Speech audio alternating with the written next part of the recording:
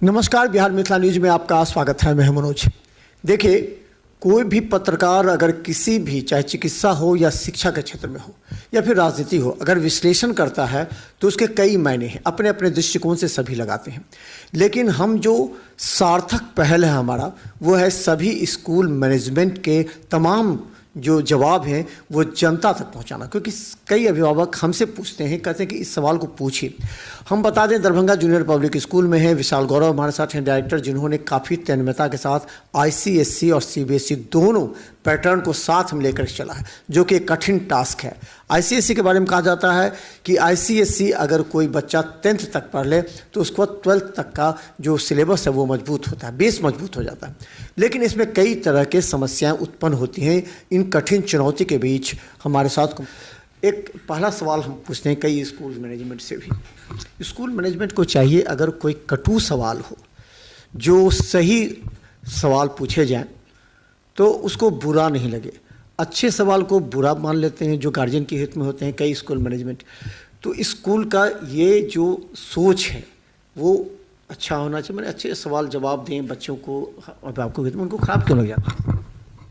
मैं सभी के बारे में तो मैं नहीं कह सकता हूँ, लेकिन एक मेरा अपना ओपिनियन ये है कि अगर किसी भी गार्जियन ने अपने जो सबसे महत्वपूर्ण उनके जीवन का अंग है, जो उनका बच्चा है, उसको अगर किसी भी स्कूल को सौंपा है तो उत्तरदायित्व होना तो हमारी जिम्मेदारी है। और किसी भी स्कूल मैनेजमेंट को मुझे लगता है कि आंसरेबल होना ही चाहिए गार्जियन को। और मैं इनफैक्ट एक अफ्रीकन प्रोवर्ब है जो बड़ा मुझे लगता है कि मुझे इंस्पायर करता है कि it takes a village to raise a child. यानी किसी भी बच्चे की परवरिश जो है वो पूरे गांव की जिम्मेदारी होती है। तो केवल विद्यालय उसके लिए जिम्मेदार नहीं हो सकता है, केवल जो अभिभावक हैं वो भी केवल उसके लिए जिम्मेदार नहीं हो सकते हैं। यानी पूरा समाज जो है वो मिलजुल कर किसी भी बच्चे को या एक पीढ़ी को अपने मुकाम तक पहुंचाने के लिए जिम्मेदार होता है। यही सवाल होता है कि हमने कई ऐसे कटु सवाल कई स्कूल मैनेजमेंट से पूछे तो उनको थोड़ा सा खराब लग जाता है कि ये पूछा जा रहा है। यही एक सवाल है कि आपके स्कूल में भी तो बहुत सारे स्कूल के बच्चे आते होंगे, आपने उनका फीडबैक देखा होगा, आपने उसकी खामियों को देखा होगा, फिर आप उसको अपने पैटर्न पर ढालते हैं।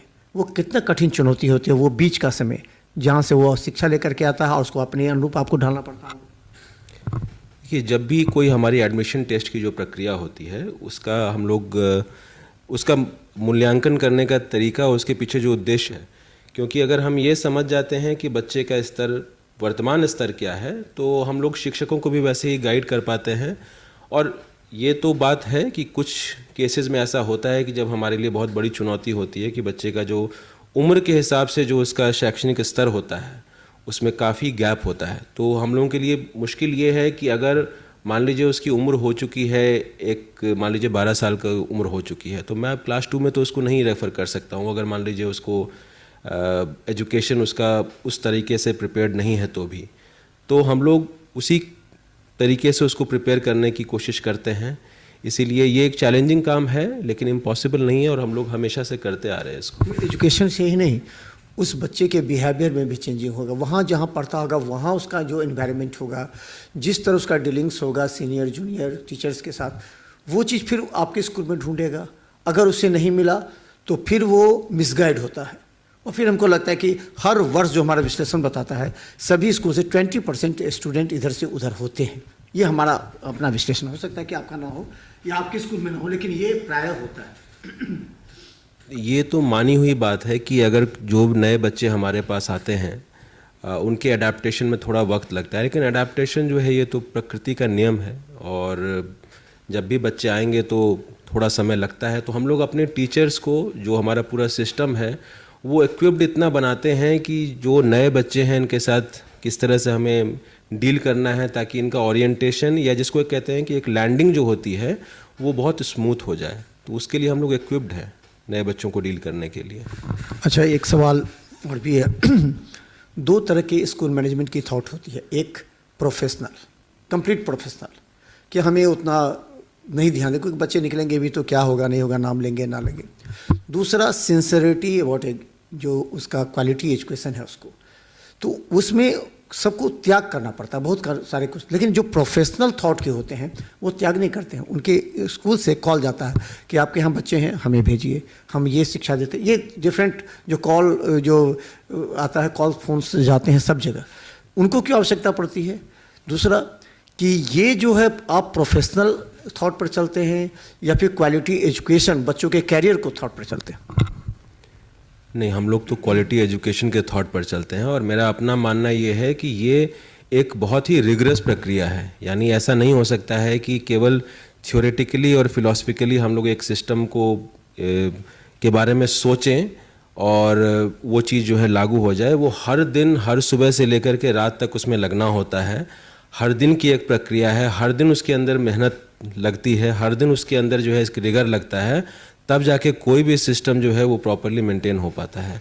ये ऐसा नहीं हो सकता है कि हम लोग केवल इसको कॉन्सेप्चुलाइज करके और छोड़ दें और उसके बाद अपने आप सिस्टम रन करता रहे। तो प्रोफेशनली तो उसी तरह से काम करना पड़ेगा। चलिए अब हम सवाल आते हैं आप पर कि ICSE पैटर्न जो आपने 3 वर्ष पहले प्रारंभ किया था इस स्कूल को, आपने एक सोच डेवलप की थी कि ICSE बच्चों को ज़्यादा बेस मजबूत करता है ताकि आगे की उसके कैरियर के लिए जो कम्पिटिटिव एग्जाम्स है उसके लिए आसान हो जाता है थोड़ा सा। आप इस चुनौती को प्रारंभ में कैसे लें? क्योंकि आपके लिए एक बहुत चैलेंजिंग जॉब है कि यहाँ तो CBSE के 90% स्कूल से उसके बच्चे अगर आते हैं तो उसको ICSE में कन्वर्ट करना है। उनके उसका जो प्लस पॉइंट है, पॉजिटिविटी है, वो बताना पड़ता है अभिभावक को। किस तरह? देखिए, एक चीज़ हम लोगों को समझना होगा कि CBSE और ICSE का जो आपने 90% वाला रेशियो कहा, ये केवल दरभंगा की बात नहीं है, ये पूरे कंट्री में यही रेशियो है। यानी कि अगर मैं आपको आंकड़ा दूँ तो लगभग पूरे देश में 30,000 ऐसे स्कूल हैं जो CBSE से एफिलिएटेड हैं, और इसी देश में केवल 3,000 ऐसे स्कूल हैं जो कि ICSE से एफिलिएटेड हैं। तो दोनों का जो ओरिएंटेशन है या दोनों का जो प्रोसेस है पूरे करिकुलम डिज़ाइनिंग का, उसमें थोड़ा सा फ़र्क है। हालांकि बहुत ज़्यादा फ़र्क मुझे महसूस नहीं होता है, लेकिन ये हर दिन के ऑब्जर्वेशन से मैं एक स्टेटमेंट अभी दे रहा हूँ आपको, ये है कि कंपैरेटिवली, यानी अगर मैं CBSE से कंपेयर करूँ ICSE को, तो एक सब्जेक्ट साइंस जो है वो बहुत ज़्यादा डेप्थ में है ICSE में, और कॉम्पिटिटिव एग्जामिनेशंस के लिए वो काफ़ी हेल्पफुल होता है, ख़ास तौर पर जब वो बच्चे क्लास 10 से क्लास 11th में जाते हैं। क्योंकि मैंने अक्सर देखा है कि CBSE में जब बच्चा क्लास 10 से क्लास 11th में जाता है तो उसके लिए स्काई जंप होता है, यानी इतना ज़्यादा उसके लेवल में चेंज हो जाता है कि बहुत सारे, और जब मैं कह रहा हूँ बहुत सारे, यानी कि मैं बहुत हाई प्रोपोर्शन की बात कर रहा हूँ, बहुत सारे बच्चे जो है परटर्ब फील करते हैं, प्रेशराइज महसूस करते हैं। ICSE में हम लोगों का ऑब्जर्वेशन ये है कि ये जो प्रेशर है साइंस का, ये क्लास 6 से ही इम्प्लीमेंट होना स्टार्ट हो जाता है। यानी क्लास 6 में, whereas CBSE remains science, ICSE में फिजिक्स, केमिस्ट्री और बायोलॉजी तीनों को बाइफरकेट कर दिया जाता है, अलग कर दिया जाता है, और वो डीप जाना स्टार्ट क्लास 6 से प्रोसेस स्टार्ट हो जाता है। तो होता ये है कि 6 से लेकर के 10th तक ICSE के जो बच्चे होते हैं वो कंपैरेटिवली ज़्यादा प्रेशराइज्ड महसूस करते हैं CBSE के मुकाबले, क्योंकि उनका साइंस ज़्यादा डीप है। बाकी सब्जेक्ट के बारे में मैं ये स्टेटमेंट नहीं दे रहा हूँ, केवल साइंस के बारे में दे रहा हूँ। लेकिन जब वो 10th से 11th में जाता है, चूंकि ये दोनों सिलेबस मर्ज करना स्टार्ट हो जाता है क्लास 11th में, और कॉम्पिटिटिव एग्जामिनेशन का सिलेबस भी मर्ज करता है क्लास 11th में, तो उस समय ICSE का जो स्टूडेंट होता है वो काफ़ी लेस प्रेशराइज महसूस करता है, क्योंकि उसने ऑलरेडी बहुत कुछ ऐसा कवर कर लिया होता है इन 5 साल के दौरान जो कि CBSE के स्टूडेंट एक्सपोज नहीं होते हैं। ये कितने % गार्जियंस हैं जो इस बात को समझ पाते हैं? कितने % आपने विश्लेषण किया होगा? ये मुझे लगता है कि ये समझने वाले गार्जियंस 5% से अधिक नहीं हैं। ठीक है, मैं इसलिए ऐसा कह रहा हूँ क्योंकि जनरली मुझे लगता है कि शायद मैं पूरे बिहार में अकेला वो व्यक्ति हूँ जो कि CBSE और ICSE दोनों ही स्कूल के मैनेजमेंट से जुड़ा हुआ हूँ। ठीक है, क्योंकि नॉर्मली CBSE और ICSE दोनों के स्कूल मैनेजमेंट जो है जहाँ भी रन कर रहा है वो अलग है, इन द सेंस कि जो लोग CBSE स्कूल से रन कर रहे हैं वो ICSE नहीं कर रहे हैं, और जो लोग ICSE स्कूल से रन कर रहे हैं वो CBSE नहीं रन कर रहे हैं। जनरल जो समाज में परसेप्शन है वो ये है कि ICSE, तो अगर आप एक सर्वे करेंगे गार्जियन से तो वो कहेंगे ICSE बहुत टफ होता है, विच इज़ नॉट ट्रू। ऐसा नहीं है कि ICSE का मतलब है कि वो टफ होता है। पिछले 15-20 सालों में बहुत ज़्यादा ट्रांजिशन हुआ है CBSE में भी और ICSE में भी, और अगर मैं सब्जेक्ट टू सब्जेक्ट कंपेयर करके आपको स्टेटमेंट दूं तो मैं कहूँगा कि it is only science subject जहाँ की आईसीएसई बहुत डीप है। अदर देन दैट ना इंग्लिश में बहुत ज़्यादा फ़र्क है, ना हिंदी में बहुत ज़्यादा फ़र्क है, ना सोशल साइंस में बहुत ज़्यादा फ़र्क है और ना मैथमेटिक्स में बहुत ज़्यादा फ़र्क है। ये केवल एकमात्र ऐसा सब्जेक्ट है साइंस जहाँ फिजिक्स, केमिस्ट्री और बायोलॉजी, चूँकि ये 3 भाग में हो जाता है और एक सेपरेट सब्जेक्ट की तरह ट्रीट होता है क्लास 6 से आईसीएसई में, तो यहाँ पर ये फ़र्क डेफिनेटली महसूस होगा। हाँ, गार्जियंस को ये चुनना है कि उनको बच्चे को किस राह पर भेजना है या बच्चे आगे जाकर क्या करना चाहते हैं। अगर मान लीजिए कोई साइंस में स्पेशलाइज करना चाहता है क्लास 10th के बाद, तो क्या ये बेहतर नहीं है उसके लिए कि वो क्लास 6 से ही ज़्यादा समय, ज़्यादा एनर्जी वो चैनलाइज करे अपने साइंस सब्जेक्ट में। So it makes. ये कौन से एलिमेंट्स हैं जो कि हम गुमराह करते हैं कि नहीं आईसीएसई काफ़ी टफ है? दूसरी बात कि क्लास टीचर जो होते हैं आईसीएसई में, उनकी भी महत्वपूर्ण भूमिका है। अगर उनको लगता है कि बहुत से स्टूडेंट ऐसे हैं जो कि जाना चाहते हैं या नहीं पढ़ पा रहे हैं, वो चाह रहे हैं कि हम सीबीएसई चले जाएं, तो वो आपको फीडबैक देते हैं, और वो जो फीडबैक देते हैं वो किस आधार पर देते हैं फीडबैक? देखिए, पहले तो मैं ये नहीं कहूँगा कि कोई गुमराह कर रहा है, मैं ये कहूँगा कि लोग इग्नोरेंट हैं, मतलब लोगों को शायद इसकी जानकारी नहीं है। इसमें मैं उनको दोष भी नहीं दे रहा हूँ। हम लोग का सामाजिक संरचना ऐसी है या हम लोगों का समाज का करंट जो रियलिटी ऐसी है कि आप दरभंगा का इतिहास देखिए, पिछले 20 एजुकेशन के सेक्टर में पिछले 20 सालों में केवल एक आईसीएसई स्कूल इस शहर में रहा है। हम लोग यहाँ के सेकेंड आईसीएसई स्कूल हैं, वेयर एज इस ज़िले में 36 स्कूलों को सीबीएसई से एफिलिएशन मिल चुकी है। तो नेचुरल सी बात है कि जिस भी सिस्टम का इकोसिस्टम ज़्यादा बड़ा होगा उसके बारे में लोगों को ज़्यादा जानकारी होगी। तो इसीलिए मैं गुमराह वर्ड को थोड़ा सा, मतलब मैं उस पर गुमराह मतलब कि जैसे कि होम ट्यूशन जो कि पढ़ाते हैं, हमने देखा है जो होम टीचर होते हैं वो, या जो सीबीएसई के गार्जियन होते हैं वो अपने अपने तरीके से कन्विंस करते हैं, और उनको लगता है वो सीबीएसई चलो अच्छा है। आईसीएसई के बारे में हमें लगता है बहुत कम गार्जियंस हैं जो कि उनको डेप्थ नॉलेज है उसके बारे में, आईसीएसई पैटर्न्स के बारे में।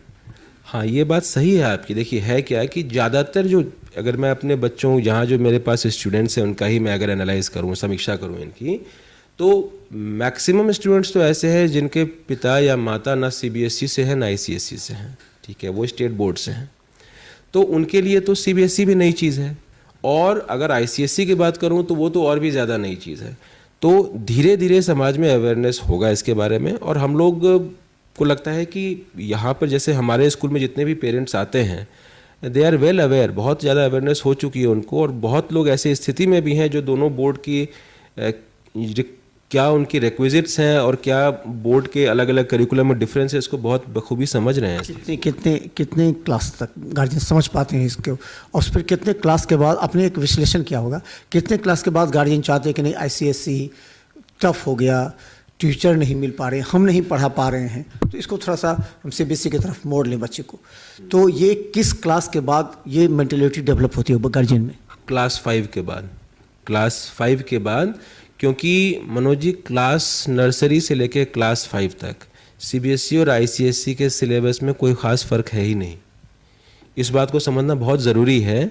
मैं आपको अगर बिल्कुल कॉन्क्रीट एग्जाम्पल के साथ कहूँ तो केवल एकमात्र चेंज हो जाता है कि सीबीएसई जो है वो कहता है कि आप ईवीएस नाम से एक सब्जेक्ट चलाइए, एनवायरमेंटल स्टडीज़ के नाम से, क्लास 1, 2, 3, 4, 5 में, और आईसीएसई कहता है कि आप क्लास 2 के बाद ईवीएस को 2 भागों में बांट दीजिए, एक भाग को आप साइंस कहिए, दूसरे भाग को आप सोशल साइंस कहिए। इसके अलावा सीबीएसई और आईसीएसई में कुछ फ़र्क ही नहीं है क्लास 5 तक।